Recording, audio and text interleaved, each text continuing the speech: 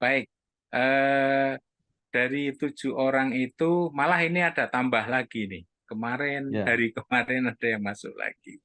Jadi izin untuk menyebutkan Pak ya, Bambang, ya, itu yang ya, pertama ada Pak Anom Widiantoro, ya. kemudian Pak Mansur Hidayat atau Pak Oh, Bupati yang sekarang, ya, kemudian ada lagi Pak Nurholis, itu dulu mantan ASN, ya, kemudian ada Pak Eka Prasetyawardaya, ya, kemudian ada Pak Istadi, kemudian ya, juga ada Pak Nur Hidayat atau terkenal dengan Ndoro Nur, ya, eh, kemudian ada juga Pak Heri Setiawan ya, yang staf Menteri Keuangan itu.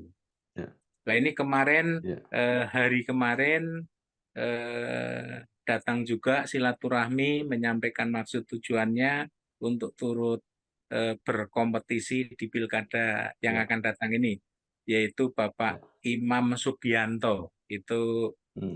basicnya pengacara, Pak.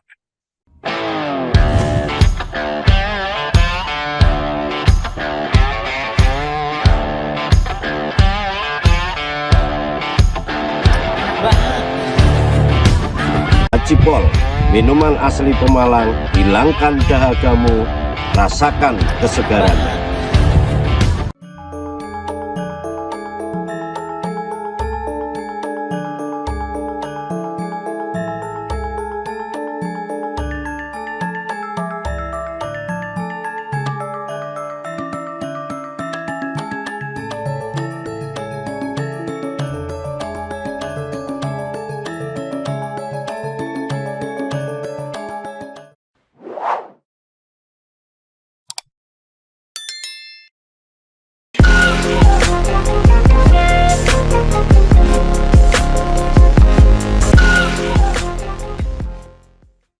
Assalamualaikum warahmatullahi wabarakatuh. Bersama saya Bambang Sadono di kanal Inspirasi Jawa Tengah. Mudah-mudahan kanal ini selalu bisa memberi inspirasi, motivasi, dan edukasi. Kami sedang mempersiapkan beberapa video wawancara untuk ikut memantau pelaksanaan pilkada serentak di kabupaten, kota, dan provinsi, termasuk pilkada pemilihan bupati dan wakil bupati Pemalang 2024-2029. Saat ini saya sudah bersama dengan salah seorang tokoh di Kabupaten Pemalang, yaitu Bapak Edi Susilo SH. Beliau adalah Ketua DPD Partai Golkar Kabupaten Pemalang. Apa kabar Pak Edi Susilo? Alhamdulillah, kabar saya hari ini baik dan sehat, Pak Bambang. Oke, Pak Edi. Semoga Pak Bambang juga demikian ya. Insya Sehat Allah. selalu beserta Yeah. keluarga. Pak Edi Susilo ini lahir di Pemalang 24 April 1969, kemudian menyelesaikan pendidikan S1 di Universitas Pekalongan. Saat ini menjabat DPD Partai Golkar Kabupaten Pemalang dan anggota DPRD Kabupaten Pemalang. Nah, Pak Edi Susilo mungkin bisa melengkapi dengan cerita awal karir di bidang politik sampai hari ini. Silakan, Pak Edi. Baik, terima kasih Pak Bambang Satono, senior saya yang senantiasa memberikan arahan, petunjuk, dan lain sebagainya, khususnya di organisasi. Baik, Pak Bambang, saya memulai bergelut di bidang politik itu sejak tahun eh, 2004 itu saya sudah Ya, menjadi salah satu caleg Partai Golkar di Kabupaten Pemalang dan alhamdulillah terpilih sejak pemilu tahun 2004.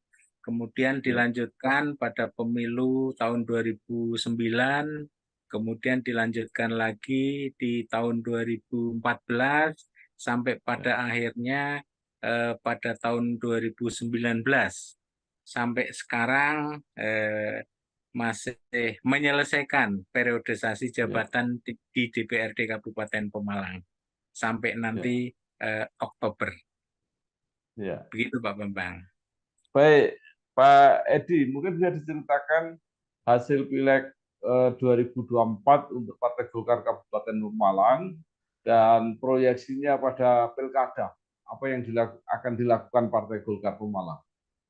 Baik, sebelumnya saya tambahkan lagi ya Pak, kaitan dengan Iya, saya di Golkar ya. ya, ya, Sejak tahun 2005 saya dipercaya oleh kader-kader Partai Golkar, khususnya di Kecamatan Bodeh, untuk ya. menjadi Ketua PK Partai Golkar Kecamatan Hmm, Bodeh 2005. oke. Kemudian 2009 juga 2010 masih dipercaya lagi sampai Ya, dengan 2015. Kemudian ya, setelah itu kami dipercaya oleh DPD Partai Golkar Kabupaten Pemalang untuk mendampingi Ketua DPD Partai ya, Golkar Kabupaten Pemalang yang waktu itu dijabat oleh beliau yang sangat kami hormati, ya, Bapak Haji Muhammad Rois Faisal, ya, SPD MSI. ya. Gitu. Kemudian setelah saya dipercaya menjadi sekretaris, kemudian di tahun 2020 kembali saya dipilih secara aklamasi Ya. menjadi Ketua DPD Partai Golkar Kabupaten Pemalang. Sampai Ya. sekarang, Pak Bambang.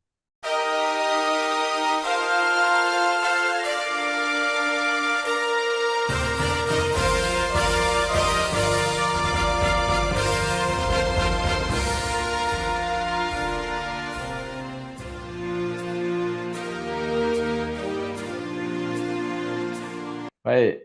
Nah, saya ulangi pertanyaannya tadi, yaitu bahwa bagaimana hasil Pileg 2024 untuk Partai Golkar di Kabupaten Pemalang dan proyeksinya untuk menentukan pilihan kebijakan pada pilkada yang akan datang. Baik, Pak Bambang.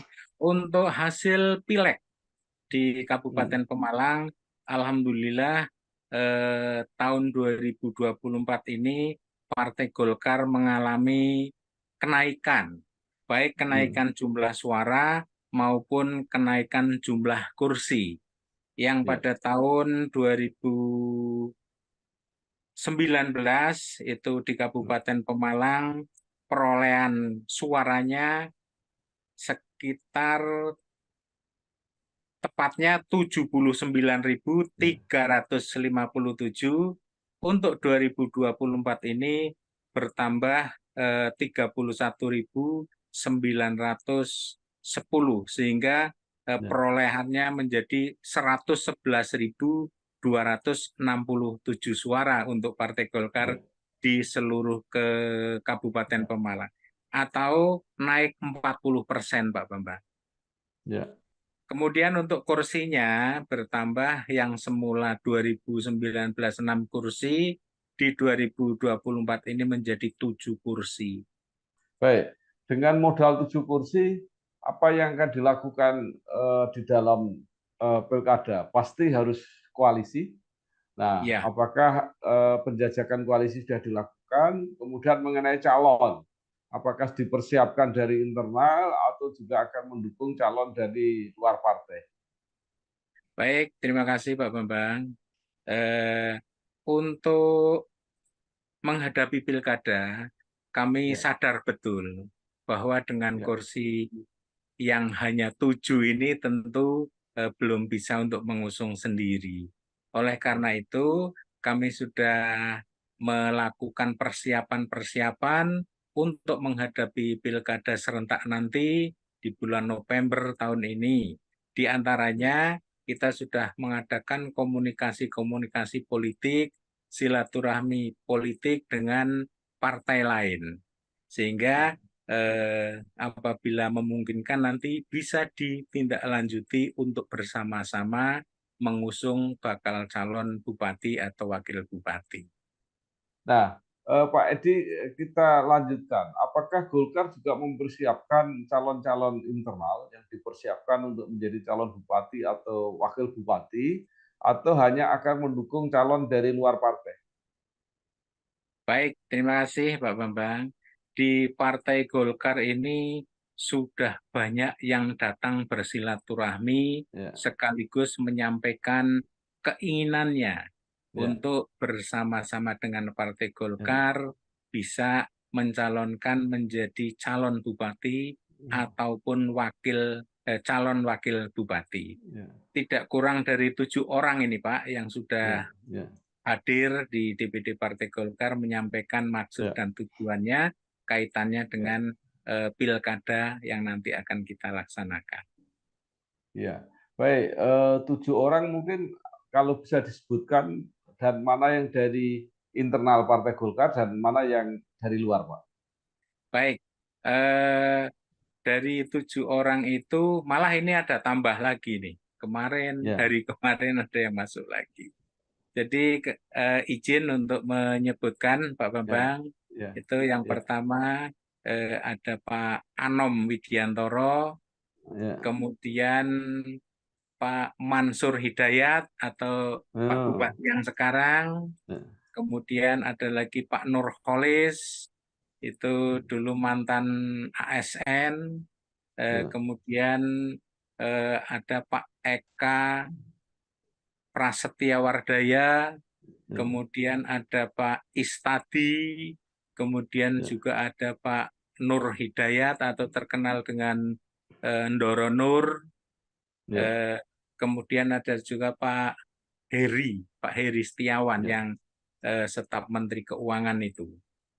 Nah ini kemarin hari kemarin datang juga silaturahmi menyampaikan maksud tujuannya untuk turut berkompetisi di pilkada yang akan datang ini, yaitu Bapak Imam Sugianto, itu basicnya pengacara Pak.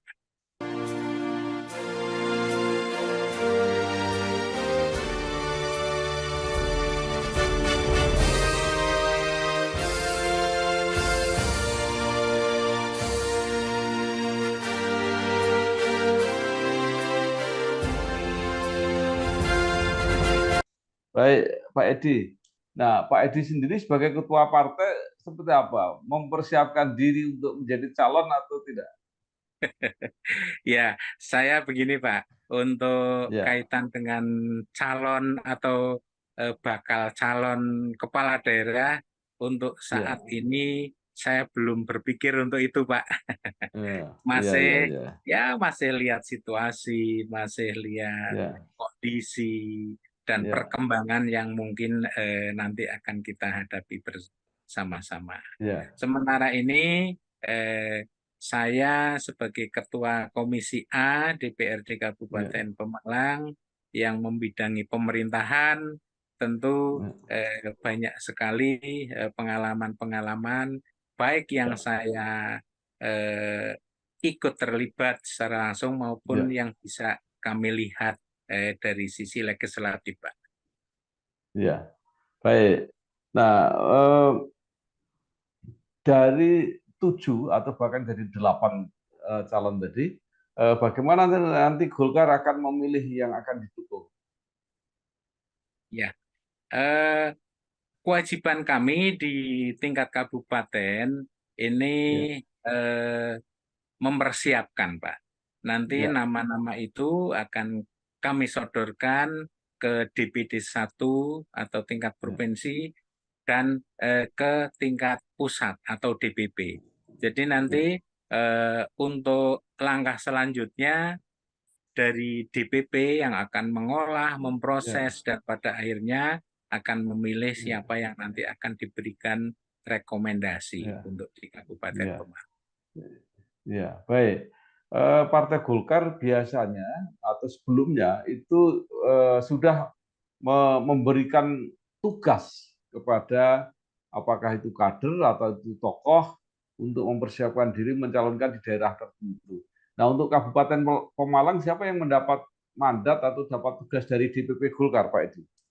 Ya, dari sekian yang sudah kami sampaikan ke DPP, itu ada salah satu yang kemarin mendapatkan surat perintah atau surat tugas dari DPP, yaitu surat tugas untuk mensukseskan pilkada, juga untuk mensukseskan pilpres, termasuk untuk nanti turut mensukseskan pemilihan bupati yang akan datang, Ya. Pak. Itu siapa Pak yang dari nama-nama tadi? Ya, kalau izin untuk menyampaikan yang sudah Nggih. mendapatkan surat dari DPP itu Pak Anom Widiantoro. Itu Ya, surat perintah ya Anom. Pak ya, surat tugas ya, Ya, bukan ya, bukan ya, surat yang ya, lain-lain gitu. ya, ya. Jadi surat perintah dari DPP untuk menggalang, membantu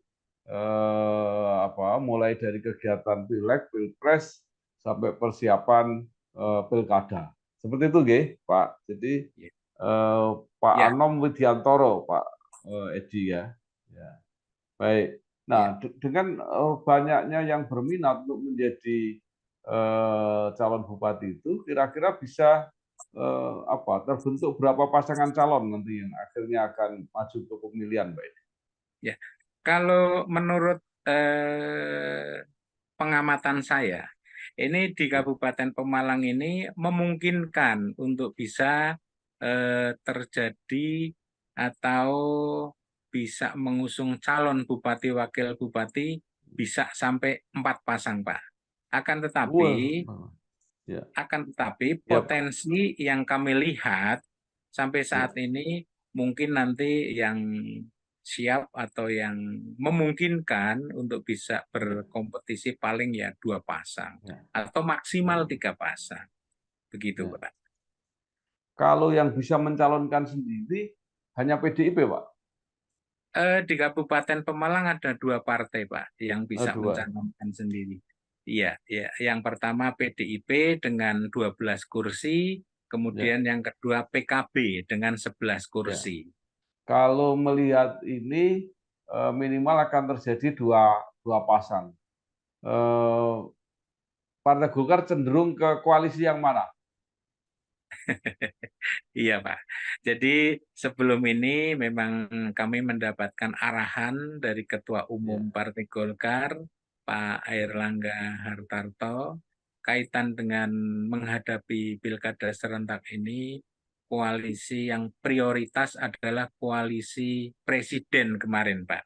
Koalisi oh, Indonesia Maju. Itu yang ya, prioritas. Akan ya, tetapi di masing-masing daerah bisa menyesuaikan. Artinya bisa ya, bekerja sama dengan partai lain juga ya, selain Koalisi Indonesia Maju. Demikian, Pak. ya. Kalau koalisi Indonesia Maju sendiri kumpul, jumlah kursinya cukup, Pak Edi? Ya, kalau di Kabupaten Pemalang itu ada Gerindra 7 kursi, Golkar 7 kursi, PAN 1 kursi. Itu, Pak. Jadi Ya, ada 15 kursi. Cukup jadi untuk cukup bisa ya. mengangkat Ya, ya mengusung ya, bupati wakil ya, bupati, Pak. ya. Kalau bisa koalisi sendiri, nah tinggal menentukan pasangan yang akan diusung. Itu nanti orang pertamanya dari Golkar atau dari Gerindra, karena suaranya sama-sama 7. Iya, Pak, itu. Ya, nanti dalam perjalanannya kita pasti mengadakan eh, tindak lanjut komunikasi yang Ya, memungkinkan yang mana selain ya, kita di tingkat kabupaten mengadakan komunikasi juga tidak lepas dari petunjuk-petunjuk DPD 1 maupun DPP, Pak ya. Bambang.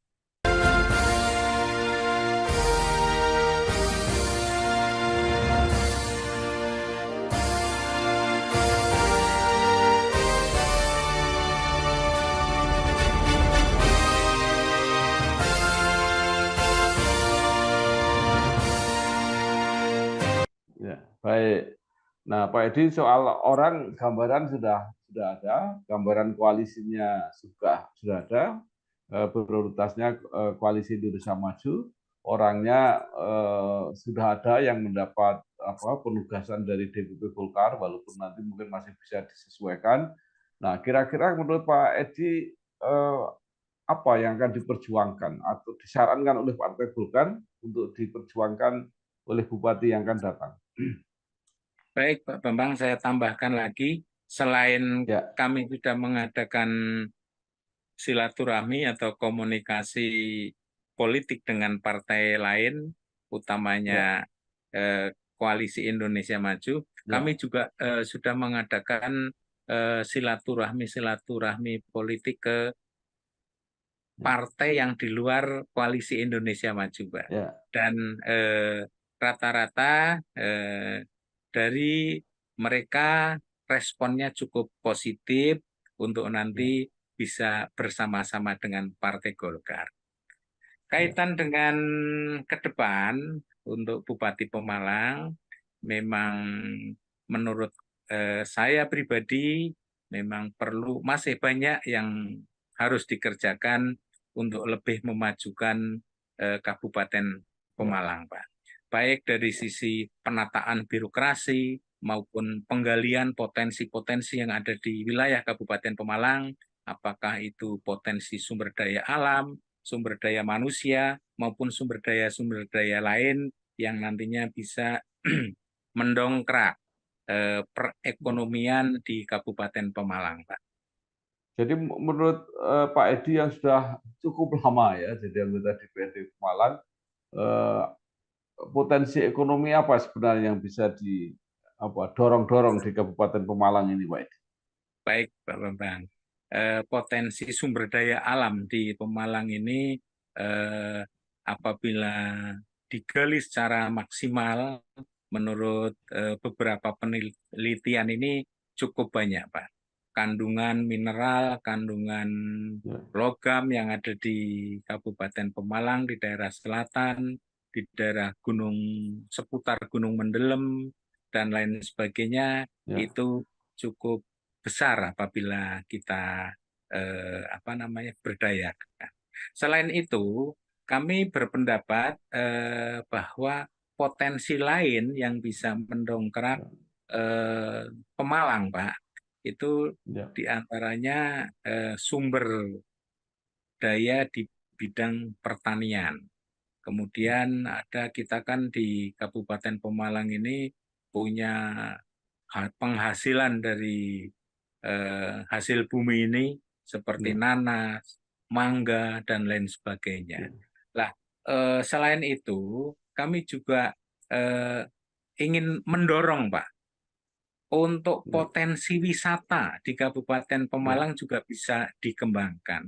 Mengingat letak geografisnya, baik di pesisir ada pantai, di daerah sedang juga banyak tempat-tempat yang menarik untuk dikelola sebagai wisata, apalagi di daerah pegunungan selatan.